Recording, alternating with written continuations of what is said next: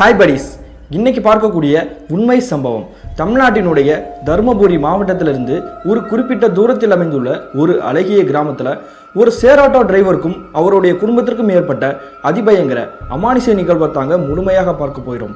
இன்னைக்கு பார்க்கக்கூடிய இந்த சம்பவமும் கொஞ்சம் கூட திகிலும் அமானுஷ்யமும் குறையாமல் நீங்கள் அப்படியே எதிர்பார்க்கலாங்க. இதுபோல உங்களுடைய வாழ்க்கையும் ஏதாவது திகில் நிகழ்வுகள் நடந்துருச்சுன்னா இந்த இமெயிலுக்கு ஷேர் பண்ணலாங்க. இது வரைக்கும் நம்ம சேனலை சப்ஸ்கிரைப் பண்ணாமல் பார்த்துட்டு இருந்தீங்கன்னா சப்ஸ்கிரைப் பண்ணிவிட்டு பக்கத்தில் இருக்கக்கூடிய பெல் பட்டனையும் சேர்த்து கிளிக் பண்ணிக்கோங்க. நான் உங்கள் Afsar. Welcome to Afsar investigation. நான் ஏற்கனவே சொன்ன மாதிரி தமிழ்நாட்டினுடைய தருமபுரி மாவட்டத்திலிருந்து ஒரு குறிப்பிட்ட தூரத்தில் அமைந்துள்ள ஒரு அழகிய கிராமத்தில் கிட்டத்தட்ட 2008 காலகட்டத்தில் நடந்த திகில் நிகழ்வு தாங்க இந்த நிகழ்வு. இந்த சம்பவத்தை நமக்கு மின்னஞ்சல் மூலியமாக ஷேர் பண்ணியது அய்யூப் கான் அப்படிங்கிறவர் தாங்க. இது இவருக்கு நடந்துச்சான்னு பார்த்தீங்கன்னா ஆமாங்க, இவருக்கும் இவருடைய குடும்பத்திற்கும் நடந்ததாங்க இந்த சம்பவம்.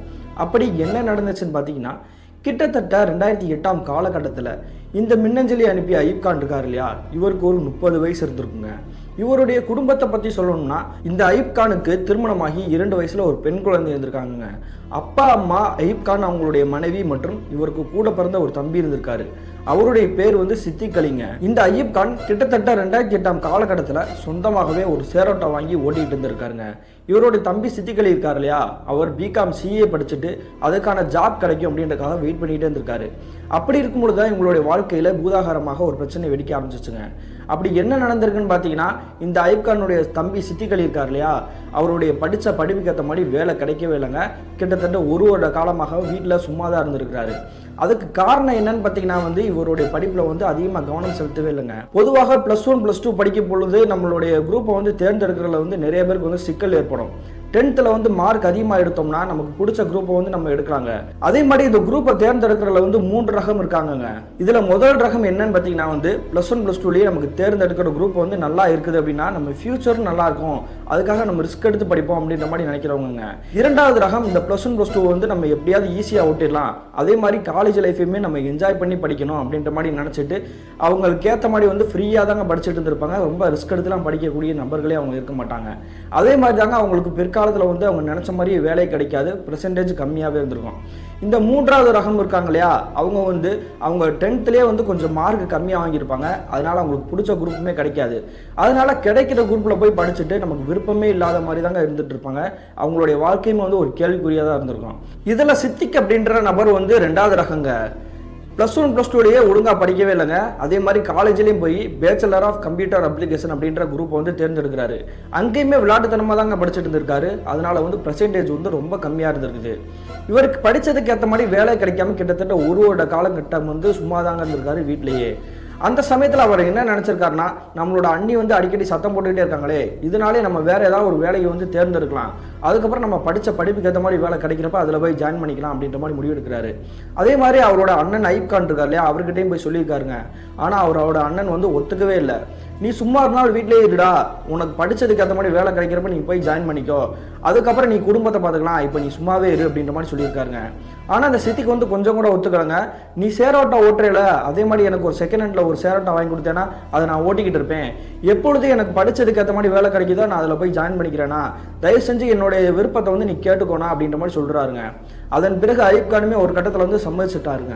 அந்த சமயத்தில் தாங்க இந்த அய்யூப் கான் இருக்கார் இல்லையா, சித்திக்குடைய அண்ணன், அவருக்கு தெரிந்த ஒரு நபர் மெக்கானிக் செட் வச்சிருக்காருங்க. அவர்கிட்ட ஆட்டோ செகண்ட் ஹேண்ட்ல இருக்கு அப்படின்ற ஒரு விஷயம் இவருக்கு தெரிய வருது. அந்த மெக்கானிக் செட் எங்க இருக்குன்னு பார்த்தீங்கன்னா இவங்க இருக்கக்கூடிய கிராமத்துல ஒரு 7-8 கிராமம் தள்ளி தாங்க இருந்திருக்குது. உடனே இவரோட தம்பியை கூப்பிட்டுக்கிட்டு இவர் பஸ்ல தாங்க கிளம்பி போறாரு. பைக்ல எடுத்துட்டு போனோம்னா திரும்ப ஆட்டோ நம்ம கூட்டிட்டு வரணும், அதுக்காக நம்ம பைக்லேயே போக வேணாம், பஸ்லேயே போயிடுவோம் அப்படின்ற மாதிரி முடிவு எடுக்கிறாங்க. அதன் பிறகு இவங்க 2 பேருமே அந்த 7-8 கிராமம் தள்ளி இருக்கக்கூடிய அந்த மெக்கானிக் செட்டுக்கே போயிறாங்க. அப்படி போன பிறகு அந்த ஆட்டோவை பாக்குறாங்க, ஒரு சின்ன சின்ன பிரச்சனை இருக்குது. உடனே அங்கே மெக்கானிக் இருக்கார் இல்லையா, அவர் கூப்பிட்டு எல்லா விஷயத்தையுமே பார்த்து முடிச்சுட்டு அந்த ஆட்டோவுடைய முதலாளி வருவாரா அப்படின்ற மாதிரி காத்துட்டு இருந்திருக்காங்க. அந்த சமயத்தில் அந்த நபரை ஏதோ ஒரு ஃபங்க்ஷன் போயிருக்கார் அப்படின்றனால நீங்க வெயிட் பண்ணுங்க, நான் எப்படி இன்னைக்குள்ள வந்துடுவேன், உங்களுக்கு ஆட்டோ பிடிச்சிருச்சுன்னா இன்னைக்கே நான் முடிச்சு கொடுத்து உங்களுக்கு அனுப்பிச்சு வச்சுறேன் அப்படின்ற மாதிரி சொல்றாருங்க. அதே மாதிரி இந்த ஐப் கானும் அவங்களுடைய தம்பி சித்திக்கும் வந்து வெயிட் பண்ணிட்டு இருக்காங்க. கிட்டத்தட்ட ஒரு 4-5 மணி நேரமாக வெயிட் பண்ணிட்டு இருக்காங்க. மதிய டிஃபனும் சாப்பிட்டுட்டு வெயிட் பண்றாங்க. கிட்டத்தட்ட தோராயமாக ஒரு இரவு 7 மணி ஆயிடுச்சு. உடனே இந்த ஐப் கான் வந்து என்ன பண்றாருன்னா, இன்னைக்கு இவ்வளவு நேரம் ஆயிடுச்சு, அதனால நாளை கூட வரும், இல்லைன்னா இன்னொரு நாள் வரும் அப்படின்ற மாதிரி சொல்றாங்க. அந்த சமயத்துல அந்த ஆட்டோவுடைய உரிமையாளர் இருக்கார் இல்லையா, அவர் ஃபோன் பண்ணி, நான் எப்படி 8-8:30 வந்துருப்பா, அதனால நீங்க வெயிட் பண்ணுங்க, கட்டாயமா இன்னைக்கு வந்து இந்த ஆட்டோவை நீங்களே எடுத்துட்டு போயிடலாம் அப்படின்ற மாதிரி சொன்ன பிறகு இந்த ஐப் கான் அவங்களுடைய தம்பி வந்து வெயிட் பண்ணி காத்துட்டு இருந்திருக்காங்க. அதே மாதிரி அந்த ஆட்டோ உரிமையாளர் சொன்னார் இல்லையா, ஒரு 8-8:30 வந்துடும் அப்படின்ட்டு, அதே மாதிரி ஒரு 8:15 தோராயமாக இந்த இடத்துக்கே வந்துட்டாருங்க. அந்த மெக்கானிக் சிட்டிக்கே வந்துட்டாரு.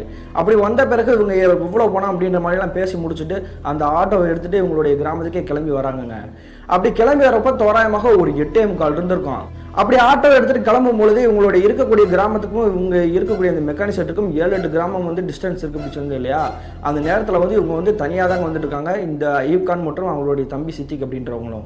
அந்த சமயத்தில் ஒரு 2 கிராமங்கள் கடந்து போயிருப்பாங்க. அந்த நேரத்தில் பார்த்தீங்கன்னா திடீர்னு ஒரு மரத்துக்கிட்ட வந்து கார்னரில் வந்து யாரோ ஒரு பெண்மணி வந்து இவங்களோட ஆட்டோ வந்து குறுக்காட்டுற மாதிரி நிற்கிற மாதிரி தெரியுது. உடனே இந்த சித்திக்கு என்ன பண்ணுறாருன்னா, ஐப் கானை கூப்பிட்டு, அண்ணா வண்டியை நிப்பாட்டுங்க, யாரோ ஒரு பெண்மணி வந்து நம்மகிட்ட லிஃப்ட் கேட்குற மாதிரி தெரியுது, இந்த நேரத்தில் இந்த இடத்துல இந்த பஸ்ஸும் வர மாதிரி தெரியல, நம்ம வந்து லிஃப்ட் கொடுத்து கூட்டிகிட்டு போவோம்னா அப்படின்ற மாதிரி சொல்கிறாங்க. உடனே ஐப் கான் என்ன பண்ணுறாருன்னா, அவருடைய கண்ணாடி இருக்கு இல்லையா, ஆட்டோவில் வந்து லெஃப்ட் சைடு இருக்கக்கூடிய கண்ணாடியில் வந்து எட்டி பார்க்குறாங்க. அந்த சமயத்தில் அந்த இடத்துல வந்து யாருமே நிற்கிற மாதிரி தெரியல. உடனே அவரோட தம்பிக்கிட்ட கேட்குறாரு, என்னடா சொல்கிற, அங்கே யாருமே நிற்கிற மாதிரி தெரியல, நீ என்னடா நிப்பாட்ட சொல்கிற அப்படின்ற மாதிரி கேட்குறாருங்க. உடனே சித்திக்கு என்ன சொல்கிறாருன்னா, இல்லைண்ணா நான் தான் சொல்லிட்டு இருக்கேன், அந்த இடத்துல நிற்கிறாங்க, அவங்களுக்கு நல்லா கண்ணு தரல, அந்த பொண்ணு வந்து கருப்பு கலர் சேரி கட்டியிருக்காங்க, அதனால தெரியல போல அப்படின்ற மாதிரி சொல்லியிருக்காங்க. அதன் பிறகு இந்த ஐப் கான் வந்து அந்த ஆட்டோ வந்து அப்படியே வந்து ரிவர்சல் கொண்டு வராருங்க. அந்த பெண்மணி வந்து ஆல்ரெடி இவங்க வந்து கிராஸ் பண்ணி போயிட்டாங்க, மறுபடியும் ரிவர்சல் கொண்டு வந்துட்டு அந்த இடத்துல வந்து உத்து பார்க்குறாங்க. உத்து பார்த்த அடுத்த நிமிஷமே இந்த ஐப் கான் இருக்கார் இல்லையா, அவருக்கு சின்ன அதிர்ச்சி. இவ்வளோ நேரம் அந்த பெண்மணி அந்த இடத்துல வந்து நம்ம பார்த்துட்டு இருந்தோம், ஆனால் யாருமே நிற்கிற மாதிரி தெரியல, திடீர்னு அந்த இடத்துல வந்து ஒரு பெண்மணி நிற்கிறாங்களே அப்படின்ற மாதிரி மிரண்டு போய் பார்த்துட்டு இருந்திருக்காருங்க. அதன் பிறகு அந்த பெண்மணிகிட்ட வந்து பேச ஆரம்பிக்கிறார், நீங்கள் எந்த ஊருமா, உங்களை பக்கத்து ஊரில் எதுவும் ட்ராப் பண்ணணுமா, ஆட்டோ வந்து ஏறிக்கோங்க அப்படின்றாங்க. அடுத்த நிமிஷம் இந்த பெண்மணி வந்து என்ன பண்ணுறாங்கன்னா, உங்களுடைய ஆட்டோக்குள்ள வந்து ஏறி உட்காந்துக்கிறாங்க. அப்படி ஏறி உட்காந்து அந்த பெண்மணியை பார்த்துட்டு சித்திக்கு என்ன கேட்குறாருன்னா, நீங்கள் எங்கே இறங்கணும் அது மாதிரி சொல்லுங்கள், நான் வந்து என்னுடைய அண்ணனை வந்து இறக்கி விட சொல்கிறேன், நீங்கள் எதுக்கு இந்நேரத்தில் வந்து இந்த தனியாக நின்றுக்கிட்டு இருக்கீங்க அப்படின்ற மாதிரி கேள்வி கேட்டிருக்காரு. ஆனால் அந்த பெண்மணி வந்து எந்த ஒரு பதிலுமே சொல்லாமல் வந்து முகத்தில் ஏதோ ஒரு சோகத்தோடையும் ஒரு கோபத்தோடையும் இருக்கிற மாதிரியே தெரிஞ்சிருக்காங்க, பதிலே சொல்லவே இல்லை. அதன் பிறகு சித்திக்கு மறுபடியும் கேட்ட பிறகு அந்த பெண்மணி என்ன சொல்கிறாங்கன்னா, இன்னும் கொஞ்சம் தூரம் போனீங்கன்னா என்னோட வீடு வந்துடும், அந்த இடத்துக்கு வந்ததுக்கப்புறம் நானே நிப்பாட்டுங்கன்னு சொல்கிறேன், வேற எந்த கேள்வியும் கேட்காதீங்க அப்படின்ற மாதிரி விருட்டுன்னு சொல்லியிருக்காங்க. உடனே சித்திக்கு மட்டும் ஐப் கானுக்கு வந்து பெரிய குழப்பம், என்னாச்சு இந்நேரத்தில் வந்து இப்படி தனியாக நின்றுட்டு இருக்காங்க, ஆனால் எதுவுமே சொல்ல மாட்டாங்க, கேட்டால் அப்படி கோவப்படுறாங்களே அப்படின்ற மாதிரி நினச்சிட்டு இருக்காங்க. ஆட்டோவை கொஞ்சம் வேகமாக ஓட்டுங்க, என்னோட குழந்தை வந்து அங்கே அழுதுட்டு இருக்கோம், பால் குடிக்காமல் வந்து பசியில் வாடிக்கிட்டு இருக்கோம் அப்படின்ற மாதிரி சொல்கிறாங்க. இதை கேட்டது ஐப் கான் என்ன பண்ணுறாருன்னா, பாவம் அவங்களுடைய குழந்தைய வந்து தனியாக விட்டுட்டு வந்துட்டாங்க போல, அதனால தான் வருத்தப்பட்டு இருக்காங்க, சரி நம்ம ஆட்டோ கொஞ்சம் வேகமாக ஓட்டுவோன்ட்டு ஆட்டோவை கொஞ்சம் மூவ் பண்ணி போயிட்டு இருக்காருங்க. அந்த சமயத்தில் அந்த பெண்மணி வந்து திடீர்னு வண்டியை நிப்பாட்டுங்க, என்னுடைய வீடு வந்துருச்சு, நான் இறங்கிக்கிறேன் அப்படின்ற மாதிரி சொல்கிறாங்கங்க. இதை கேட்டதும் சுற்றி இருக்கக்கூடிய அந்த இடத்த பூரா பார்த்துட்டு ஐப் கான் மற்றும் சித்திக்கு வந்து பயங்கர அதிர்ச்சி. என்ன காரணம் பார்த்தீங்கன்னா, சுற்றி பூரா வந்து முட்கள் புதர்கள் மண்டி போயிருக்குங்க. அந்த இடத்துல வந்து ஒரு தெரு விளக்கு கூட கிடையாது. அவ்வளோ இருட்டாக இருக்கக்கூடிய அந்த இடத்துல வந்து திடீர்னு அவங்களுடைய வீடு இருக்குன்னு சொல்கிறாங்களே, இங்கே போய் நிப்பாட்ட சொல்கிறாங்களே அப்படின்ற மாதிரி அதிர்ச்சியில் மிரண்டு போய் பார்க்குறாங்க. அதன் பிறகு அந்த பெண்மணி ஆட்டோ விட்டுட்டு இறங்கிக்கிட்டு நன்றி கூட சொல்லாமல் விருட்டு நடந்து ஒரு இடத்துல தாண்டி இப்படி போயிட்டு இருக்காங்க. அந்த பெண்மணி எந்த இடத்துக்கிட்ட போயிருக்காங்கன்னு பார்த்தீங்கன்னா, இவங்க நிற்கக்கூடிய அந்த கிராமத்துப்புற சாலை இருக்கு இல்லையா, அந்த சாலையிலேருந்து ஒரு ஒத்தையடி பாதை மாதிரி வந்து இப்படி மண் ரோடு மாதிரி கீழே இறங்கி போயிட்டு இருக்குங்க. அந்த ரோட்டுக்குள்ளே தாங்க நடந்து போயிட்டு இருக்காங்க. உடனே சித்திக்கு என்ன சொல்கிறாருன்னா, என்னன்னா நன்றி கூட சொல்லாமல் அந்த பெண்மணி வாடு இப்படி நடந்து போயிட்டு இருக்காங்க, சரி அவங்க போனால் போயிட்டு போகிறாங்க, நீங்கள் ஆட்டோ எடுத்துகிட்டு கிளம்புங்கண்ணா அப்படின்ற மாதிரி சொல்கிறாங்க. ஆனால் இந்த ஐப் கான் வந்து ஆட்டோ எடுக்கிறதுக்கு மனசே இல்லைங்க.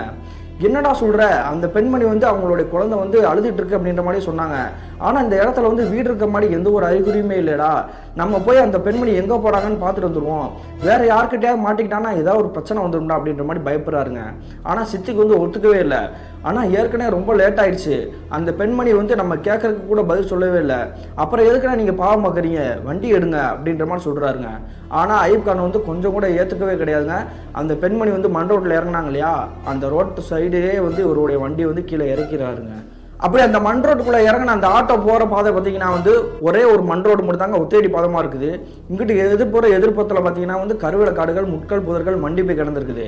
கிட்டத்தட்ட ஒரு 2 நிமிஷம் அதே இடத்துல வந்து டிராவல் பண்ணி போயிருப்பாங்க. அந்த சமயத்துல இவங்க நிக்கக்கூடிய இடத்துல இருந்து ஒரு 200 மீட்டர் தள்ளி ஏதோ ஒரு இடிந்து போன ஒரு வீடு மாதிரி தெரிஞ்சிருக்குது. இதை பார்த்தது அயூப் கான் ஆட்டோவை அப்படியே நிப்பாட்டிட்டாருங்க. நிப்பாட்டினதுக்கப்புறம் சித்திக்கு என்ன சொல்றாருன்னா, என்னன்னா திடீர்னு நிப்பாட்டிட்டீங்க, நம்ம ரிவர்ஸுக்கு எடுத்துட்டு கிளம்பிடலாமா அப்படின்ற மாதிரி கேட்குறாரு. உடனே அயூப் கான் என்ன சொல்றாருன்னா, அந்த இடத்த உத்து பாடுறா, அங்கே ஏதோ ஒரு வீடு இருக்க மாதிரி தெரியுது அப்படின்ற மாதிரி சொல்றாரு. அதன் பிறகு இவங்க இருவருமே அந்த ஆட்டோவை நிப்பாட்டிட்டு வந்து கீழே இறங்கி அந்த வீட்டை உத்து பார்க்குறாங்க. அப்படி பார்க்கும் பொழுது மறுபடியும் உங்களுக்கு வந்து பேரெதிர்ச்சி. என்ன காரணம்னா, அந்த இடத்துல வந்து தெருவிளக்கே இல்லைங்க, எல்லா இடமே வந்து இருட்டா கருகும்னு கிடக்குது. அந்த இடத்துல யாரோ ஒரு நபர் நிற்கிற மாதிரி நல்லாவே தெரியுது. உடனே சித்திக்கு வந்து தெரிஞ்சிருச்சுங்க, அந்த பெண்மணி வந்து ஆட்டோவில் ஏறி போனாங்க இல்லையா, அதே பெண்மணி தான் இங்கே நிற்கிறாங்க அப்படின்ட்டு. உடனே இந்த அயூப் கான் என்ன பண்ணுறாருன்னா, அவருடைய தம்பியை வந்து நீ ஆட்டோல இருடா, நான் போய் பக்கத்தில் போய் பார்த்துட்டு அந்த குழந்தை எப்படி இருக்குது அப்படின்ற மாதிரி விசாரிச்சுட்டு வந்துடுறேன் அப்படின்ற மாதிரி சொல்கிறாரு. சித்திக்கும் வந்து அடம் பிடிக்கிறாருங்க, நீங்கள் தனியாக என்னை விட்டுட்டு போகாதீங்கன்னா நானும் கூட வரேன் அப்படின்ட்டு இவங்க இருவருமே அந்த இடத்துக்கிட்டே நெருங்கி போகிறாங்க. அந்த பொண்ணு நிற்கக்கூடிய வீட்டுக்கும் இவங்க இருவரும் நிற்கக்கூடிய இடத்துக்கும் வந்து ஒரு 5 அடி தாங்க டிஸ்டன்ஸ் இருந்திருக்கு. அந்த சமயத்தில் சித்திக்கு வந்து அந்த இடத்த வந்து உத்து பார்த்துட்டு இவருடைய அண்ணன்கிட்ட ஒரு விஷயத்தை சொல்கிறாங்க.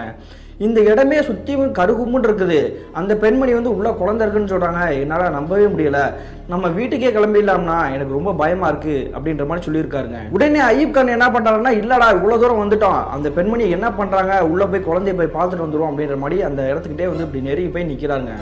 அந்த சமயத்தில் இவங்க இருவருக்குமே வந்து பயங்கர அதிர்ச்சியை உண்டாக்கக்கூடிய ஒரு நிகழ்வு நடந்துச்சுங்க.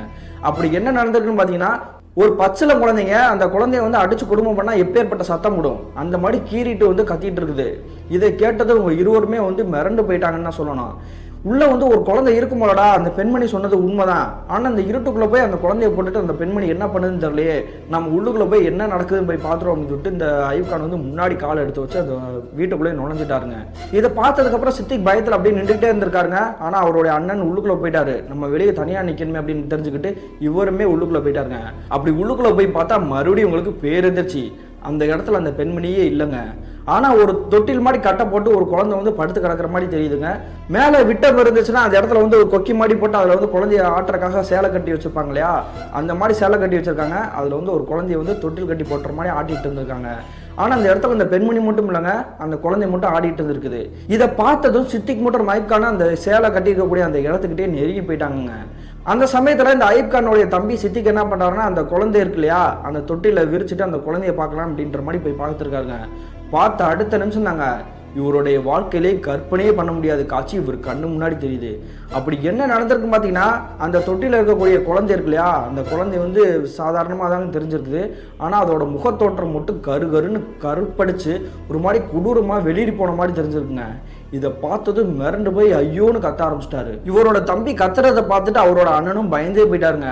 அதன் பிறகு இவங்க இருவருமே அந்த கட்டடத்தை தாண்டி இப்படி வெளியே வந்து அந்த மண் ரோடு இருக்கு இல்லையா, அந்த இடத்துல வந்து விழுந்துட்டாங்க. விழுந்ததுக்கப்புறம் அந்த வீட்டை வந்து உத்து பார்க்குறாங்க. இது என்ன வீடு அப்படின்றத அதுக்கப்புறம் தாங்க அவங்க நோட் பண்ணுறாங்க. அந்த வீடு வந்து ஆல்ரெடி இடிஞ்சு போன மாதிரி தரைமட்டமாக தாங்க இருந்திருக்குது. இவங்க என்ன நினச்சிக்கிட்டாங்கன்னா, அந்த இருட்டில் வந்து அந்த வீடு இருக்கும் போல் அப்படின்ற மாதிரி நினச்சிட்டாங்க. ஆனால் இப்பொழுது அவங்க கையில் இருக்கக்கூடிய டார்ச் லைட் அடித்து அந்த இடத்த வந்து உத்து பார்க்குறாங்க. வீடே வந்து கந்தரகோலமாக இடிஞ்ச நிலைமையில தாங்க இருந்திருக்குது. இதை பார்த்தது மிரண்டு போய் இவங்க இருவருமே ஒருத்தருக்கு ஒருத்தர் பார்த்துக்கிறாங்க. இதுக்கப்புறம் நம்ம என்ன பண்ணுறது, நம்மளுடைய ஆட்டோ எடுத்து கிளம்பலாம் அப்படின்னு சொல்லிட்டு அந்த ஆட்டோ கிட்டேயே நெருங்கி போயிட்டாங்க. அப்படி ஆட்டோ எடுத்துகிட்டு ஸ்டார்ட் பண்ணுறாங்க. ஆட்டோ கொஞ்சம் கூட ஸ்டார்ட்டே ஆகலை. என்னடா அது பெரிய வம்பா போச்சு, நம்ம தெரியாதனமாக வந்து மாட்டிக்கிட்டோம்டா அப்படின்னு சொல்லிட்டு இவங்க பதற ஆரம்பிச்சிட்டாங்க. உடனே சித்திக்கு என்ன சொல்கிறாருன்னா, நம்ம தான் இந்த இடத்துக்கு வரவே வேணாம்னு சொன்னோம்ல, நீ தான் கேட்கவே இல்லை, ஏன்னா அப்படி பண்ண, இப்படி கூட்டிகிட்டு வந்து மாட்டிவிட்டா அப்படின்னு சொல்லிட்டு போடா அவடான்னு கெட்ட வார்த்தையில் திட்ட ஆரம்பிச்சாருங்க சித்திக்கு. இதை கேட்டதுக்கப்புறம் அயூப் கான் கோவப்பட்டுட்டாரு. நான் அந்த பெண்மணி ஏற்ற வேணான்டான்டா சொன்னேன், நீ தான்டா தேவையில்லாத வேலை பார்த்து விட்ட, இப்போ ஏன் மேலே பழி போடுறீடா அப்படின்னு சொல்லி சத்தம் போட்டுட்டு அந்த ஆட்டோ வந்து மறுபடியும் ஸ்டார்ட் பண்ண ஆரம்பிக்கிறாங்க. அந்த சமயத்தில் திடீர்னு சுற்றிக்கக்கூடிய அந்த முட்கள் புதர்கள்லாம் மண்டி போயிருக்கு இல்லையா, சிலுன்னு காற்று பயங்கரமாக ஓங்கி வீச ஆரம்பிச்சிருக்குங்க. என்னடா அது திடீர்னு இந்த காற்று புறமே பலமாக அடிக்குது அப்படின்னு சொல்லிட்டு மிரண்டு போய் பார்த்துருக்காங்க. அந்த சமயத்தில் இவங்களுடைய இருக்கக்கூடிய அந்த ஆட்டோ இருக்கு இல்லையா, அந்த ஆட்டோக்கு பின்னாடி வந்து யாரோ ஒரு நபர் நிற்கிற மாதிரி வந்து முன்புறமே தெரியுதுங்க. என்னடா அது யாரோ நிற்கிற மாதிரி தெரியுது, ஒருவேளை வேற யாரோ நபர்கள் வந்துட்டாங்களா, இல்லை அந்த பெண்மணி தானே அப்படின்னு சொல்லிட்டு இந்த ஐப்பை வந்து அப்படி திரும்பி இப்படி ரிட்டர்ன் ஆகி போயிருக்காரு. அவர் போகிறதுக்கு முன்னாடி இந்த சித்திக்கு என்ன பண்ணியிருக்காருன்னா, இந்த ஆட்டோலேருந்து இப்படி ரைட் சைடு இருக்கும் இல்லையா, அந்த ரைட் சைடு போய் அந்த இடத்துல யார் நிற்கிறாங்க அப்படின்னு போய் பார்த்துருக்காரு. பார்த்து அடுத்த நிமிஷமே ஒரு மறுபடியும் ஐயோன்னு கத்த ஆரம்பிச்சிட்டாருங்க. அப்படி என்ன நடந்திருக்குன்னு பார்த்தீங்கன்னா, அந்த இடத்துக்கு போய் பார்த்ததுக்கு அப்புறம் தான் தெரியுது, அந்த இடத்துல நிற்கக்கூடியது இவங்க ஏற்கனவே ஆட்டோவில் ஏற்றுறாங்க இல்லையா, இல்லையா, அதே பெண்மணி தாங்க. ஆனால் முகத்தோற்றம் மட்டும் வெளியே போய் கொஞ்சம் கொடூரமாக தெரிஞ்சிருக்குங்க. இதை பார்த்ததுக்கு அப்புறம் தாங்க ஒரு கத்தவே ஆரம்பிச்சிருக்காரு. அதன் பிறகு மறுபடியும் இவங்க வந்து என்ன பண்ணாங்கன்னா, ஆட்டோவில் ஏறி உட்காந்துக்கிட்டு ஆயத்துல் குர்சி அப்படின்ற மாதிரி ஒரு துவா சொல்லுவாங்கங்க. அந்த துவாவை ஓதி உங்களுடைய ஆட்டோ எடுத்து ஸ்டார்ட் பண்ண ஆரம்பிக்கிறாங்க. அதன் பிறகு அந்த ஆட்டோ வந்து ஸ்டார்ட் ஆகி மறுபடியும் இவங்க அந்த இடத்த தாண்டி ரோட்டோட மைய பகுதிக்கே வந்துட்டாங்கங்க. அதுக்கு பிறகு இவங்களுடைய ஆட்டோவை எடுத்துகிட்டு அப்படி மெல்ல மெல்ல மூவ் பண்ண ஆரம்பிச்சிட்டாங்க. கிட்டத்தட்ட ஒரு 2 கிராமங்கள் கடந்தே போயிருப்பாங்க. அந்த சமயத்தில் இவங்க இருவருமே வந்து ஒருத்தருக்கு ஒருத்தர் பேசிக்கவே இல்லைங்க. அப்படி ஒருத்தருக்கு ஒருத்தர் உத்து பார்த்துக்கிட்டு ஏதோ முறைச்சிக்கிட்டே தாங்க வந்துட்டு இருக்காங்க. இப்படி நடந்ததுக்கெல்லாம் நீதான் காரணம் சண்டை போட்டாங்க இல்லையா, அதனால யாருமே வந்து பேசிக்காம தாங்க சைலண்டா போயிட்டு இருக்காங்க. அந்த சமயத்துல இவங்களுக்கு ஈரக்கூடிய நடுக்கக்கூடிய அளவுக்கு மறுபடியும் ஒரு திகில் நிகழ்வு நடந்துச்சுங்க. அப்படி என்ன நடந்திருக்குன்னு பாத்தீங்கன்னா, இவங்க வந்து 2 கிராமங்கள் தள்ளி மறுபடியும் கடந்து தாங்க போயிட்டு இருந்திருக்காங்க. அந்த சமயத்துல ரோட்டோட கார்னர்ல ஒரு மரம் இருந்திருக்குங்க. அந்த மரத்துக்கு கீழே வந்து யாரோ ஒரு பெண்மணி வந்து நிக்கிற மாதிரி தெரியுது. உடனே ஆட்டோட முகப்பு வெளிச்சத்துல வந்து அந்த இடத்த வந்து உத்து பார்த்துருக்காங்க. அந்த காட்சியை பார்த்தா அடுத்த நிமிஷமே உங்களுக்கு வந்து தெரிஞ்சிச்சு, அந்த பெண்மணி வேற யாரும் கிடையாது. கொஞ்ச நேரத்துக்கு முன்னாடி நம்ம வந்து இறக்கி விட்டுட்டு அந்த கட்டடத்துக்கிட்ட வந்து நம்மளை பயமுறுத்துச்சு இல்லையா, அதே பெண்மணி தான் அப்படின்ற மாதிரி தெரிஞ்சிச்சுங்க. அதுக்கு பிறகு இந்த பெண்மணி நிப்பாட்டினாலும் நம்ம நிப்பாட்டக்கூடாது அப்படின்னு சொல்லிட்டு ஆட்டோ எடுத்துட்டு உங்களுடைய வீட்டுக்கே ஸ்ட்ரைட்டாக கிளம்பி வந்துட்டாங்க. அப்படி வீட்டுக்கு கிளம்பி வந்த பிறகு அவங்களுடைய குடும்பத்தினர்கிட்ட வந்து எந்த விஷயமே சொல்லவே இல்லை. அதன் பிறகு வந்து அன்றைய இரவு புறமே வந்து தூங்காமல் அப்படி நடுங்கி தாங்க இருந்திருக்காங்க இருவருமே. மறுநாள் காலையில் விடிஞ்ச பிறகு இந்த ஐப் கான் என்ன பண்ணுறாருன்னா, என்ன இருந்தாலும் நம்மளோட தம்பி வந்து நம்ம திட்டோம், அவங்ககிட்ட வந்து மன்னிப்பு கேட்கணும் அப்படின்ற மாதிரி அவரோட தம்பிக்கிட்ட வந்து மன்னிப்பு கேட்குறாருங்க. அதே மாதிரி சித்திக்குமே என்ன பண்ணுறாருன்னா, தெரியாமல் நான் பேசிட்டேனா, கோவத்தில் பேசிட்டேனா, இதுவரை நான் உனக்கு திட்டினதே கிடையாது, என்னை மன்னிச்சுக்கோங்கண்ணா, அன்னிக்கிட்டேலாம் சொல்லிடாதீங்க, அப்பா அம்மா கிட்ட எல்லாம் சொல்லிடாதீங்க, சொன்னாங்கன்னா என்னை தான் ரொம்ப திட்டுவாங்க அப்படின்ட்டு அவர்கிட்ட வந்து தேம்பி அழுதுருக்காருங்க. இந்த சம்பவம் நடந்து ஒரு 2-3 நாட்களாகவே வந்து இந்த சித்திக் அப்படின்ற வந்து இயல்பான நிலைமையிலே இல்லைங்க. அதனால அவங்களுடைய குடும்பத்தினர் அனைவருக்குமே வந்து சந்தேகம் வந்துருச்சு. அந்த சமயத்தில் ஐப் கான் என்ன பண்ணியிருக்காருன்னா, நடந்த விஷயத்தை எதுவுமே சொல்லவே இல்லையா, சொன்னால் பயந்துருவாங்க அப்படின்னு தெரிஞ்சுக்கிட்டு, நான் இன்னைக்கு தம்பியோட ரூமை வந்து ஷேர் பண்ணிக்கிறேன், அவனோடய தூங்குறேன் அப்படின்ற மாதிரி சொல்லியிருக்காருங்க. அதன் பிறகு அன்றைய இரவு வந்து தோராயமாக ஒரு 10 மணிக்கு அவருடைய ரூமுக்கே போயிடறாருங்க. அப்படி போன பிறகு சித்திக்கு வந்து தூங்க வச்சுட்டு இவருமே வந்து பக்கத்தில் தாங்க படுத்திருக்காரு. கிட்டத்தட்ட ஒரு 12 மணி இருந்திருக்குங்க, நடுநிசி நேரம். அந்த சமயத்தில் இவருடைய தம்பி வந்து நல்லா தூங்கிட்டு இருக்கும்போது கொரட்டை விட்டு தூங்கும்போது வழக்குங்க, அது மாதிரி தூங்கிட்டு இருந்திருக்காரு. இவருக்கு வந்து தூக்கமே வரல, வேணும்னே சாடமாடையாக தூங்குற மாதிரி வந்து கண்ணை மூடிக்கிட்டு வந்து போர்வையை பற்றி தூங்கிட்டு இருந்திருக்காரு. அந்த சமயத்தில் மறுபடியும் இந்த குழந்தை கத்தக்கூடிய சத்தம் வந்து விறுன்னு கேட்டிருக்குது. இந்த சத்தத்தை கேட்டதை அப்படி மிரண்டு போய் வந்து உட்காந்துருக்காருங்க. என்னடா அது ரூம்ல வந்து மறுபடியும் இந்த சத்தம் கேட்குது அப்படின்ற மாதிரி பாக்குறாருங்க. அந்த சத்தம் வந்து பக்கத்திலே கேட்குது, பலமா கேட்குது. அந்த சமயத்துல இவருடைய தம்பி படுத்து தூங்கிட்டு இருக்காரு இல்லையா, அந்த இடத்துல இருந்து இவருடைய கண்கள் வந்து திசை மாத்தி பார்த்துருக்கு. பார்த்த அடுத்த செகண்ட் தாங்க இவருடைய உடம்பே வந்து அப்படி கலங்கி போய் நின்றுச்சுங்க. என்ன காரணம் பார்த்தீங்கன்னா, அந்த இடத்துல வந்து இவருடைய தம்பி படுத்துருக்கக்கூடிய நெஞ்சின் மேல் இருக்கு இல்லையா, அந்த நெஞ்சு மீது வந்து அப்படியே ஒரு குழந்தை வந்து படுத்து கிடக்குதுங்க. அப்படி படுத்திருக்க அந்த குழந்தை தாங்க விறுன்னு கத்திட்டு இருக்குது. இதை பார்த்தது இவருக்கு வந்து கிறுக்குன்னு ஆயிடுச்சு. அதன் பிறகு இந்த ஐப் கான் என்ன பண்றாருன்னா, அவருடைய அந்த ரூம் கதவு இருக்கு இல்லையா, அதை வந்து திறந்துடுறாரு.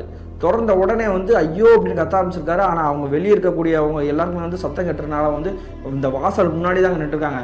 என்னடா அது மறுபடியும் சத்தம் கேட்குது அப்படின்னு சொல்லிட்டு மிரண்டு போய் பார்க்குறாங்க. இவங்களுடைய இந்த ரூமை வந்து எட்டி பார்க்குறாங்க. அந்த சமயத்தில் அந்த குழந்தை இருக்கு இல்லையா, கரிய உருவமா, அந்த உருவமே இல்லைங்க. அதன் பிறகு இல்லை ஒன்றும் இல்லை, அவன் தான் வந்து கொரட்டை இந்த மாதிரி விட்டுட்டு இருக்கான், நீங்கள் வேறு எதுக்கும் நினச்சி பயப்படாதீங்க அப்படின்னு சொல்லி சமாதானப்படுத்தி அவங்க அனுப்பிச்சி வச்சிருக்காருங்க. அதுக்கு பிறகு ரூம் கதவை சாத்தி விட்டுட்டு லைட்டை போட்டு தாங்க படுக்க ஆரம்பிச்சிருக்காரு. இந்த விஷயம் எல்லாமே நடந்துட்டு இருக்கும் பொழுது அவருடைய தம்பி வந்து நல்லா தாங்க தூங்கிட்டு இருந்திருக்காரு. ஒரு நிமிஷம் கூட முழிச்சு என்ன நடக்குது அப்படின்ற மாதிரி எட்டி பார்க்கவே கிடையாது. மறுநாள் காலையில் விடிஞ்ச பிறகு இந்த சித்திக்கோடைய அண்ணன் ஐப் கான் இருக்காரு இல்லையா, அவர் ஒரு முடிவு எடுக்கிறாருங்க. நம்மளுடைய தம்பியோட உடம்புல வந்து ஏதோ ஒரு ஆன்மா பொசஸ் பண்ணியிருக்குது, அதனால தான் இப்படிலாம் நடந்துட்டு இருக்குது, நம்ம பக்கத்தில் இருக்கக்கூடிய மசூதிக்கே கூட்டிகிட்டு போயிடலாம் அப்படின்ற மாதிரி முடிவு எடுக்கிறாருங்க. அதே மாதிரி அவருடைய தம்பியை வந்து இவரோட ஆட்டோவிலே ஏற்றிக்கிட்டு அந்த மசூதிக்கிட்டே நெருங்கி போயிட்டாருங்க. அப்படி நெருங்கி போன பிறகு அவருடைய தம்பி வந்து உள்ளே வரவே இல்லைங்க, அப்படியே வந்து அடம் பிடிச்சிட்டு வெளியவே நிற்கிறாரு, ஆட்டோக்குள்ளே இருக்கிறாரு. இதை பார்த்ததும் வந்து ஐப் கான் வந்து வேற வழி தெரில, உள்ளுக்குள்ள இருக்கக்கூடிய ஒரு பாய் இருக்கார் இல்லையா, ஹஜரத்னு சொல்லுவாங்க, அந்த ஹஜரத்தை கூப்பிட்டு வந்து இவரை வந்து உள்ளுக்குள்ள வலுக்கட்டாமல் இழுத்துட்டு போகிறாங்க. அப்படி இழுத்துட்டு போனதுக்கப்புறம் வந்து அவங்க எதுவுமே பண்ணலைங்க, ஒரு துவா மாதிரி ஓதி ஒரு மேலே வந்து தண்ணி தாங்க தெளிக்கிறாங்க. தெளிச்சு அடுத்த நிமிஷமே சித்திக்கு வந்து இயல்பான நிலைமைக்கு மாறி இருக்காரு. இனிமே உங்களுக்கு வந்து எந்த பிரச்சனையும் கிடையாது, நீங்கள் தைரியமாக கூட்டிகிட்டு போங்க அப்படின்னு சொல்லிட்டு இவங்களை வந்து வழி அனுப்பிச்சு வைக்கிறாங்க. அதுக்கு பிறகு சித்திக்கை கூட்டிகிட்டு இவருடைய வீட்டுக்கே கிளம்பி வந்துட்டாருங்க. அப்படி வீட்டுக்கு கிளம்பி வந்ததுக்கப்புறம் வந்து சித்திக்கு வந்து எப்பயும் போல இயல்பாக பேசுகிறாருங்க, யார்கிட்டையும் வந்து கோவப்படவே கிடையாது, சாதாரணமாக நடந்துக்கிட்டாருங்க. கிட்டத்தட்ட ஒரு 2 நாட்களுக்கு அப்புறமே வந்து இவர் என்ன பண்ணுறாருன்னா, இவருடைய ஆட்டோ செகண்டில் வாங்கியிருக்காரு இல்லையா, அதை எடுத்துக்கிட்டு சவாரி போகலாம் அப்படின்ற மாதிரி முடிவு எடுக்கிறாருங்க. அன்றைய பொழுது இந்த சவாரிக்கு போயிட்டு இந்த சித்திக் அப்படின்ற ஒரு வீட்டுக்கு வந்த நேரம் தோராயமாக ஒரு 9 மணி இருந்திருக்குங்க. அந்த சமயத்தில் வண்டியை வந்து போட்டிக்கு இருக்கக்கூடிய அந்த இடத்துல வந்து இருவருடைய சேராட்டாவும் நிப்பாட்டுவது வந்து வழக்கம். அதே மாதிரி நிப்பாட்டிட்டு அவருடைய வீட்டுக்குள்ளே நுழைஞ்சிட்டாருங்க.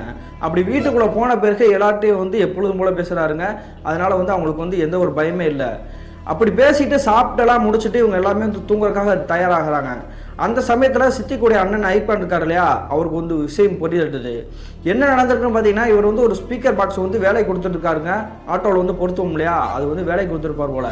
அப்படி வேலை கொடுத்த ஸ்பீக்கர் பாக்ஸை வந்து வாங்கிட்டு வந்துட்டோமே, அதை வந்து சேர ஹோட்டலையும் மறுத்து வச்சிட்டோமே, அதனால் நம்ம போட்டிகளை போய் எடுத்து வந்துடலாம் அப்படின்ற மாதிரி முடிவு எடுக்கிறாருங்க. அதே மாதிரி இவருடைய வீட்டை தாண்டி அந்த போட்டிக்கு இருக்கக்கூடிய இடத்துக்கே வந்து அந்த ஆட்டோ கிட்ட நெருங்கி வந்துட்டாருங்க. அப்படி இவருடைய ஆட்டோவில் இருக்கக்கூடிய அந்த ஸ்பீக்கர் பாக்ஸை கையிலே எடுத்துக்கிட்டு பக்கத்தில் நிற்கக்கூடிய அவருடைய தம்பி ஆட்டோ இருக்கு இல்லையா, அதில் ஒரு விஷயத்தை நோட் பண்ணுறாருங்க. அதை பார்த்து அடுத்த நிமிஷமே இவருக்கு வந்து வேர்த்து விடவடக்க ஆரம்பிச்சிருச்சு. அப்படி என்ன நடந்திருக்குன்னு பார்த்தீங்கன்னா, இவருடைய தம்பி ஆட்டோக்குள்ள கருகருன்னு ஒரு கரிய உருவங்க பெண்மணியை மாதிரி தான் தெரியுது. அந்த பெண்மணியோட மடியில் வந்து ஒரு குழந்தைய வச்சிருக்க மாதிரி தெரியுதுங்க. அந்த ஆட்டோக்குள்ளேயே உட்காந்துருக்காங்க சீட்லேயே. இதை பார்த்தது வந்து இவருக்கு மிரண்டு போயிட்டாரு. என்னடா அது பெரிய பம்பா போச்சு, மறுபடியும் நம்மளுடைய தம்பியோட ஆட்டோல வந்து அந்த பெண்மணி வந்து உட்காந்துருக்கே, நம்ம தான் ஆல்ரெடி மசூதிக்கு போய் மந்திரிச்சுட்டு வந்துட்டோம், மறுபடியும் அந்த இடத்துல வந்து எப்படி உட்காந்துருக்க போச்சு அப்படின்ற மாதிரி வந்து மிரண்டு போய் தாங்க நின்று பார்த்துட்டு இருக்காரு. அதுக்கு பிறகு எதுவுமே சத்தம் போடாமல் இவருடைய வீட்டுக்கு கிளம்பி வந்துட்டாருங்க. அப்படி வீட்டுக்கு கிளம்பி வந்ததுக்கு பிறகு அவங்களுடைய குடும்பத்தினர் யார்கிட்டையுமே எதுவுமே சொல்லவே இல்லை. அதன் பிறகு அன்றைய இரவு வந்து நடுநடுங்கி போயிட்டு தூக்கமே இல்லாமல் தாங்க தெரிஞ்சிருக்காரு. மறுநாள் காலையில் விடிச்சது பிறகு மறுபடியும் அந்த ஆன்மா வந்து நமக்கு ஏதாவது தொந்தரவு கொடுக்கட்டும், அப்படி தொந்தரவு பண்ணிச்சுன்னா நம்ம வேற ஏதாவது ஒரு வழியை கண்டுபிடிப்போம் அப்படின்ற மாதிரி முடிவு எடுக்கிறாருங்க. அன்றைய பொழுது தோராயமாக ஞாயிற்றுக்கிழமை இருந்திருக்கும். அதனால வீட்டில் நான்வெஜ் வாங்கி சமைக்கலாம் அப்படின்ற மாதிரி முடிவு எடுத்து பிரியாணி செஞ்சிருக்காங்க. அப்படி சமைச்சு வச்ச பிரியாணியை சாப்பிடலான்னு ஆசாசியா எல்லாரும் குடும்பத்தினரும் சேர்ந்து ஒன்னா உட்காந்துருக்காங்க. அப்படி உட்கார்ந்துருக்கும் பொழுது இந்த ஐப்கானுடைய மனைவி மற்றும் இவங்களுடைய தம்பி செய்யக்கூடிய செயலை பார்த்துட்டு மிரண்டு போயிட்டாங்க. இதன் பிறகு இவங்களுடைய வாழ்நாளில் பிரியாணி சாப்பிடணுன்ற ஆசையே இல்லாமல் தாங்க போயிருந்துருக்குது. அப்படி என்ன பண்ணியிருக்காங்க பார்த்தீங்கன்னா, இந்த ஐப்கானுடைய மனைவி இருக்காங்க இல்லையா, அவங்க பிரியாணியை தட்டில் போட்டு வச்சுருக்காங்க. மொத்தமாக அதே தட்டில் வந்து அப்படி வாமிட் பண்ணியிருக்காங்க. இதை பார்த்தது வந்து சுற்றி இருக்கக்கூடிய நபர்கள் பூரா மிரண்டு போயிட்டாங்க. என்னடி பண்ணிட்டு இருக்க, ஏன் இப்படி பிரியாணிலே வந்து வாமிட் பண்ணிட்டு இருக்க அப்படின்ற மாதிரி கேட்குறாங்க. ஆனால் அவங்களுடைய மனைவி வந்து எந்த விஷயமே சொல்லாமல் வந்துட்டு அப்படி ஒரு மாதிரி விகாரமாக சிரிச்சிட்டு இருக்காங்க. இதை பார்த்துட்டு இருக்கும்பொழுது திடீர்னு இந்த சித்திக் அப்படின்ற நபர் வந்து என்ன பண்ணியிருக்காருன்னா, அவருமே ஆங்காரமாக கத்த ஆரம்பிச்சிருக்காரு. இந்த காட்சியை பார்த்துட்டு இருக்க யாருக்குமே வந்து புரியவே இல்லைங்க.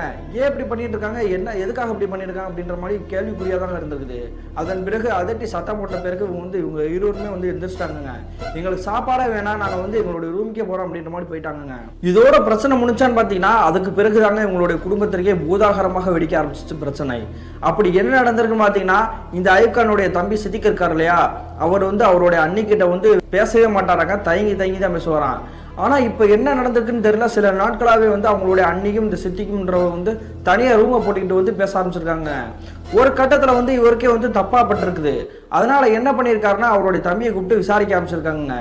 ஏன்டா அப்படி பண்ணிட்டு இருக்க, நீ முன்னாடி அவங்ககிட்ட பேசவே மாட்டேன், இப்போ என்னடா வந்து ஜாலியாக பேசிட்டு இருக்கியாடா, என்ன பிரச்சனை உனக்கு அப்படின்ற மாதிரி கேட்டிருக்காருங்க. ஆனால் அவருடைய தம்பி வந்து எந்த ஒரு பதிலையும் சொல்லாமல் வந்துக்கிட்டு வெளியே விருட்டுன்னு போயிருக்காருங்க. இதன் பிறகு வந்து என்ன பண்ணாருன்னா, இவங்கிட்ட பேசி புரிவிக்க வேணாம், நம்மளுடைய மனைவி கிட்ட பேசுவோம் அப்படின்னு சொல்லிட்டு அவருடைய ரூமுக்கே போனாருங்க. அப்படி ரூம் போன அடுத்த நிமிஷம் தாங்க ஒரு உசுரே போயிடுச்சு அப்படின்னு தான் சொல்லணும். என்ன நடந்திருக்குன்னு பார்த்தீங்கன்னா, அவங்களுடைய மனைவி வந்து அவங்களுடைய இந்த 2 வயசு பெண் குழந்தை இருக்குன்னு சொன்னீங்களே ஐப்கானுக்கு, அந்த குழந்தைய வந்து தூக்கி வச்சு பார்த்துருக்காங்க. கட்டில தான் உட்காந்துருக்காங்க. கட்டில உட்காந்துட்டு பார்த்துட்டு இருக்கும்பொழுது அவங்களுடைய முகத்தோற்றத்தை வந்து இந்த ஐப்கான் அப்படின்றவர் பார்த்துருக்காருங்க. முகம் வெளியில் போய் கொடூரமாக தெரிஞ்சிருக்குது. உடனே இவருக்கு வந்து புரிய வந்துருச்சுங்க, இந்த பெண்மணி வந்து வேற யாரும் கிடையாது, நம்ம ஆல்ரெடி வந்து ஒரு ஆன்மா ரூபத்தில் வந்து பார்த்தோம்ல, அதே முகத்தோட்டம் தான், நம்மளுடைய மனைவியோட உடம்பை விட்டு போகலை போல, நம்மளுடைய மனைவியை பொசஸ் பண்ணி வச்சு போல அப்படின்ற மாதிரி இவருக்கு தெரிஞ்சிச்சுங்க. தெரிஞ்ச அடுத்த நிமிஷமே ஏய் அப்படின்னு சத்தம் போட்டிருக்காங்க. உடனே அந்த பெண்மணி என்ன பண்ணாங்கன்னா, அவங்க கையில் வச்சிருக்க குழந்தைய வந்து அப்படி டக்குன்னு கீழே தூக்கி போட்டிருக்காங்க. போட்ட அடுத்த நிமிஷமே ஒரு மிரண்டு போயிட்டாரு. என்ன ஒரு நல்ல நேரம்னு பார்த்தீங்கன்னா வந்து இவங்க வந்து ஆல்ரெடி கட்டில உட்காந்து பார்த்துட்டு இருந்ததுனால அந்த கட்டிலே தாங்க தூக்கி போட்டிருக்காங்க. பெட்டில் தான் அந்த குழந்தை விழுந்திருக்குது. உங்களுடைய கெட்ட நேரம் இருந்துக்கு அப்படின்னா வந்து தரையில் போய் விழுந்துருச்சுன்னா அந்த குழந்தையோட உசுரே போயிருக்குங்க. அதுக்கு பிறகு வந்து அவங்களுடைய மனைவி போட்டு அடிக்க ஆரம்பிச்சிட்டாரு. என்னடி பண்ணிட்டு இருக்க, ஏன் இப்படி ஒரு மாதிரி பண்ணிட்டு இருக்க, உனக்கு என்ன பிரச்சனை அப்படின்ற மாதிரி கேட்டிருக்காருங்க. அவங்களுமே வந்து எதுவுமே சொல்லவே இல்லை. எதுக்குங்க என்னை கேள்வி கேட்டுருக்கே அப்படின்னு சொல்லிட்டு ஓன்னு அழுதுருக்காங்க. அதன் பிறகு வந்து மறுபடியும் இவர் வந்து என்ன பண்ணுறாருன்னா, அவருடைய இந்த வீட்டு வாசலுக்கு முன்னாடி வந்து போட்டிக்கு இருக்கும் இல்லையா, சேரோட்டா நிற்கக்கூடிய இடம், அந்த இடத்துக்கு வந்து யோசிக்கலாம் அப்படின்ற மாதிரி வந்துட்டாருங்க. என்ன இப்படி நடந்திருக்கு, நம்மளுடைய வாழ்க்கையில் வந்து தலைகளாக நடந்துட்டு இருக்கே, ஆன்மா அன்னைக்கே போயிடுச்சு அப்படின்னு சொல்லிட்டு மசூதியில் சொன்னாங்க. ஆனால் இப்பெல்லாம் நடக்கிறத பார்த்தா வந்து அந்த ஆன்மா வந்து போகிற மாதிரி தெரியலையே, இதுக்கு வேற ஏதாவது வழி கண்டுபிடிச்சாகணும், நம்ம இதை வந்து சாதாரணமாக விடக்கூடாது அப்படின்ற மாதிரி முடிவெடுத்து அந்த இடத்த நின்றுருக்காருங்க. அந்த சமயத்தில் மறுபடியும் இவருக்கு கதி கலங்கக்கூடிய ஒரு நிகழ்வு நடந்துச்சுங்க. அப்படி என்ன நடந்திருக்கு பார்த்தீங்கன்னா, இவர் நிற்கக்கூடிய இடத்துல இருந்து அந்த சேராட்டோ 2 நிற்கிது இல்லையா, அந்த இடத்துல வந்து யாரோ ஒரு நபர் வந்து நிற்கிற மாதிரி தெரியுது. நிற்கிற மட்டும் இல்லாமல் பெருமூச்சு விடுற மாதிரி தெரியுதுங்க. அதுக்கு பிறகு வந்து பக்கத்துலேயே நெருங்கி போயிட்டாருங்க. வேற யாரும் கிடையாதுங்க, இங்கே நிற்கிறது இவருடைய தம்பியான சித்திக்கு தான். என்னடா அங்கனக்குள்ள நின்றுட்டு இருக்க, உனக்கு என்ன பிரச்சனை, திரும்பி பாடுறா அப்படின்னு சொல்லிட்டு அவர் வந்து திரும்பி இருக்காருங்க. திரும்பின அடுத்த நிமிஷமே அவர் வந்து வேர்த்து விடவடக்க அப்படி கீழே வந்து விழுந்திருக்காருங்க. என்ன காரணம் பார்த்தீங்கன்னா, அவருடைய தம்பியோட முகத்தோட்டம் வந்து பயங்கரமா கொடூரமா தெரிஞ்சிருக்குது. இந்த காட்சியை பார்த்த பிறகு அவங்களுடைய அப்பா அம்மாவை கூப்பிட்டு கத்த ஆரம்பிச்சாருங்க. உடனே அவங்களுமே வந்து நெருங்கி வந்து பார்க்குறாங்க. அவங்களுடைய பையனோட தோற்றத்தை பார்த்து மிரண்டு போயிட்டாங்கன்னு சொல்லணும். அதுக்கு பிறகு வந்து இவங்க என்ன நினைக்கிறாங்கன்னா, இது வந்து ஆன்மா செய்யக்கூடிய வேலை, உன்னுடைய மனைவியோட உடம்புலையும் ஏதோ ஒரு ஆன்மா இருக்க மாதிரி தெரியுதுடா, நான் என்ன சொன்னாலும் கேட்க மாட்டா, திடீர்னு முகத்தை வந்து கொடூரமாக மாத்துறா, அது எப்படி நடக்குதுன்னு எனக்கு தெரியல. அதே மாதிரி உன்னோட தம்பியுமே வந்து இப்போ சாதாரண இயல்பா இல்லை, இதெல்லாம் பார்த்தா வந்து நம்மளுடைய குடும்பத்துக்கே வந்து ஏதோ ஒரு அமானுஷ காத்து கருப்பு இருக்கிற மாதிரி தெரியுது, அதனால நம்ம வேற ஏதாவது முடிவு எடுக்கணும் அப்படின்ற மாதிரி யோசிக்கிறாங்க. அதுக்கு பிறகு உங்களுடைய உறவினர்கள்கிட்ட ஃபோன் பண்ணி பேசின பிறகு அவங்க என்ன சொல்றாங்கன்னா, நீங்க இந்த மாதிரி பிரச்சனையில் இருக்கீங்க அப்படின்னா வந்து ஏர்வாடியில் இருக்கக்கூடிய ஒரு தர்காவுக்கு வந்து நீங்க போய் பார்க்கறது நல்லது அப்படின்ற மாதிரி சொல்றாங்க. அப்படி விஷயம்லாம் தெரிஞ்ச பிறகு உங்களுடைய உறவினர்கள் பூரா என்ன பண்றாங்கன்னா, மறுநாள் காலையிலே ஒரு காரை அரேஞ்ச் பண்ணி அந்த ஏர்வாடிக்கே போயிறாங்க. அப்படி ஏர்வாடிக்கு போன பிறகு கிட்டத்தட்ட அங்கே இருக்கக்கூடிய ஹஜரத் எல்லாருமே வந்து உங்களை பார்த்தது பிறகு வந்து அவர் மந்திர துவாக்கள் சொல்லுவாங்க இல்லையா, அந்த மாதிரி ஓத ஆரம்பிக்கிறாருங்க. அப்படி ஓத ஆரம்பித்த பிறகு அவங்களுக்கு கையில் வச்சுருக்கக்கூடிய புனித நீர்னு சொல்லுவாங்க, அங்கே அடங்கி இருக்கக்கூடிய அவுளியாக்கள் அவங்களுடைய மேலே வந்து ஓதப்பட்டு அந்த புனித நீரை வந்து உங்களுடைய உடம்புல வந்து தெளிச்சாங்க அப்படின்னா வந்து அந்த ஆன்மாக்கள் போயிடும் அப்படின்றது வந்து ஐதீகம். அதே மாதிரி அந்த புனித நீரை வந்து தெளிச்சுட்டு நீங்கள் யார் என்ன அப்படின்ற மாதிரி பேச ஆரம்பிக்கிறாங்க. அதன் பிறகு அந்த ஆன்மாக்கள் சொல்லக்கூடிய விஷயத்தை கேட்டு சுற்றி இருக்கக்கூடிய நபர்கள் எல்லாருமே வந்து மிரண்டு போயிட்டாங்கங்க. இவ்வளோ நாளாக வந்து ஐப் கான் என்ன நினச்சிக்கிட்டாருன்னா, ஒரு பெண்ணுடைய ஆன்மா வந்து பார்த்தோம் இல்லையா, அந்த ஆன்மாக்கள் தான் தன்னுடைய தம்பியையும் தன்னுடைய மனைவியையும் வந்து பொசஸ் பண்ணி மாதிரி பண்ணிட்டு இருக்கு அப்படின்ட்டு நினச்சிட்டு இருக்காரு. உண்மையிலேயே அன்று என்ன நடந்துச்சுன்னு பார்த்தீங்கன்னா, இந்த ஐப் கானுடைய தம்பி சித்திக்கு இருக்காரு இல்லையா, ஒரு தொட்டில ஒரு குழந்தை படுத்துருக்கு அப்படின்றதுக்காக விரிச்சு பார்த்தாரு இல்லையா, அந்த சமயத்திலேயே இவருடைய உடம்புல வந்து ஆன்மா பொசஸ் ஆக பார்த்துருக்குங்க. ஆனால் இவருடைய உடம்புல வந்து அந்த ஆன்மா பொசஸ் பண்ண முடியாதனால வந்து அப்படியே அந்த ஆன்மா வந்து வேடிக்கை தாங்க பார்த்துருக்கு. என்ன காரணம் பார்த்தீங்கன்னா, சித்திக்கு ஆல்ரெடி வந்து ஆயத்துல் குர்சி அப்படின்ற ஒரு துவா ஓதிட்டார் இல்லையா, அதனால அந்த ஆன்மா வந்து பொசஸ் பண்ண முடியலைங்க. அந்த சமயத்தில் தாங்க அந்த ஆன்மா வந்து இவரை ஃபாலோ பண்ணி வந்திருக்குது. அப்படி ஃபாலோ பண்ணி வரும்பொழுது ஒரு துஷ்ட ஜின்னு வந்து பக்கத்துலேயே தாங்க நின்றுட்டு இருந்திருக்கு. அந்த ஜின்னுமே வந்து ஃபாலோ பண்ணி தாங்க வந்திருக்குது. அப்படி வீட்டுக்கு வந்த பிறகு இந்த ஐப் கானுடைய மனைவி இருக்காங்க இல்லையா, அவங்களோட உடம்புல வந்து இந்த ஆன்மா வந்து அப்படியே போய் சேர்ந்துருக்குங்க. அப்படி பொசஸ் ஆன பிறகு வந்து அந்த ஜின்னு வந்து நேரம் பார்த்து காத்துட்டு இருந்திருக்குங்க. அதே சமயத்தில் அவங்களுடைய தம்பி சித்திகோட உடம்புல வந்து அந்த ஜின்னு வந்து இறங்கியிருக்குது. அதுக்கு பிறகு தாங்க உங்களுடைய நடக்கக்கூடிய ஆட்டம் எல்லாமே நடந்திருக்குது. இப்படி நடந்த எல்லா விஷயத்தையுமே இந்த ஹஜரத் சொல்லி முடிக்கிறாருங்க. இதை கேட்டுட்டு தான் மிரண்டு போயிட்டாங்க. அப்போ இத்தனை நாளாக வந்து ஒரே ஒரு ஆன்மா தான் நம்மளோட குடும்பத்தில் பிரச்சனையெல்லாம் உண்டாக்கியிருக்கு அப்படின்னு நம்ம நினச்சோம். ஆனால் ஜின்னு வந்து இந்த மாதிரி செயலெல்லாம் செஞ்சிருக்கே அப்படின்ட்டு இவங்க தகச்சு போய் பார்த்துருக்காங்க. அதுக்கு பிறகு அங்கே இருக்கக்கூடிய ஹஜரத் எல்லாமே என்ன சொல்கிறாங்கன்னா, கிட்டத்தட்ட ஒரு 12 நாட்கள் இங்கே தங்கி ஆகணும். அப்படி தங்கினா மட்டும்தான் உங்களுடைய பையனுடைய உடம்புல இருக்கக்கூடிய அந்த ஜின்னையை விரட்ட முடியும், உங்களுடைய மனைவியோட உடம்புல இருக்கக்கூடிய அந்த ஆன்மாவையும் விரட்ட முடியும் அப்படின்ற மாதிரி கண்டிஷனாக சொல்லிடுறாங்க. அதே மாதிரி உங்களுடைய குடும்பத்தினர் அனைவருமே வந்து கிட்டத்தட்ட ஒரு 12 நாட்கள் அங்கேயே தங்க ஆரம்பிக்கிறாங்க. அந்த 12 நாட்களுக்கு இடையிலே வந்து அந்த ஆன்மா யாரு அப்படின்ற எல்லா விஷயமே உங்களுக்கு வந்து தெரிய வந்துருச்சு. அப்படி என்ன நடந்தது பார்த்தீங்கன்னா, இந்த ஐப் கானுடைய மனைவி இருக்காங்க இல்லையா, அவங்க வந்து அவங்களுடைய உடம்பு வந்து ஆன்மா பொசஸ் பண்ணி தான் இருக்குது.